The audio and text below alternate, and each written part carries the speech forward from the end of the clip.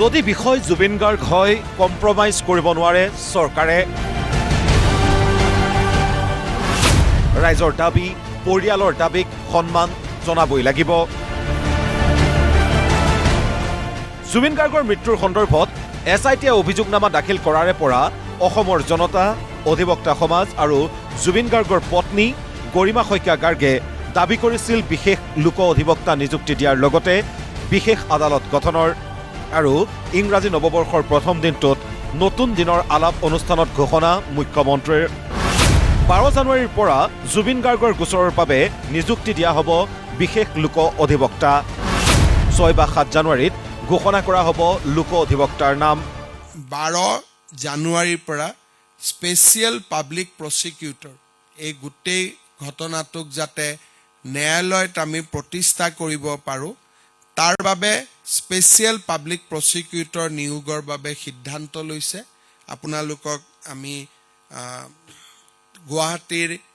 3-4জন জ্যেষ্ঠ ক্ৰিমিনেল এডভোকেটৰ লগত আমি কথা পাতি আছোঁ 5 বা 6 তাৰিখৰ ভিতৰত আমি স্পেচিয়েল পাব্লিক প্ৰসিকিউটৰজনৰ নামো আমি ঘোষণা কৰিব পাৰিম গুৱাহাটী উচ্চ ন্যায়ালয়ত বিশেষ আদালতৰ বাবে আবেদন জনাব চৰকাৰে আৰু স্পেচিয়েল পাব্লিক প্ৰসিকিউটৰ এপইণ্টমেণ্ট হৈ যোৱাৰ লগে লগে আৰু ডকুমেণ্টছ এক্সচেঞ্জৰ পৰ্যায়টো পাৰ হৈ যোৱাৰ লগে লগে আমি গুৱাহাটী উচ্চ ন্যায়ালয়ৰ মুখ্য ন্যায়াধীশ ডাঙৰীয়াক এখন স্পেচিয়েল কোৰ্টৰ বাবে যোনে নেকি অকল এই গোচৰটোৰে বিচাৰ কৰিব তাৰ বাবেও আমি আবেদন জনাম ৰৈ ৰৈ বিনালে ছবিখনৰ পৰা ৰাজ্য চৰকাৰে লাভ কৰা 2,90 লাখ টকাৰ জিএছটি কলাগুৰু আৰ্টিষ্ট ফাউণ্ডেশ্যনক প্ৰদান কৰিব চৰকাৰে জুবিন গাৰ্গৰ ৰৈ ৰৈ বিনালে ছবিখনে চিনেমা হলৰ পৰা অসমৰ ৰাইজে টিকট বা বিভিন্ন ধৰণৰ যিটো ট্ৰেনজেকশ্যন হয় তাৰ পৰা 32 কোটি টকা আহৰণ কৰিছে এই 32 কোটি টকাৰ বিপৰীতে ৰাজ্য চৰকাৰে লাভ কৰা 2,90 লাখ টকাৰ জিএছটি আজি বা অহাকালি আমি কলাগুৰু ফাউণ্ডেশ্যন যাক জুবিন গাৰ্গে স্থাপন কৰিছিল তালৈকে আমি হস্তান্তৰ কৰিম ইতিমধ্যে পুঁজি বিত্ত বিভাগে মুকলি কৰি দিছে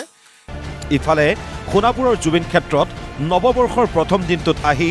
চাকি বন্তি জ্বলাই শ্ৰদ্ধাঞ্জলি জ্ঞাপন কৰিলে জুবিন গাৰ্গৰ অনুৰাগীয়ে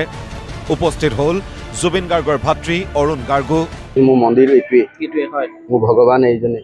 আৰু মোৰ বেলেগ ভগৱান নাই মোৰ দাদাই মোৰ ভগৱান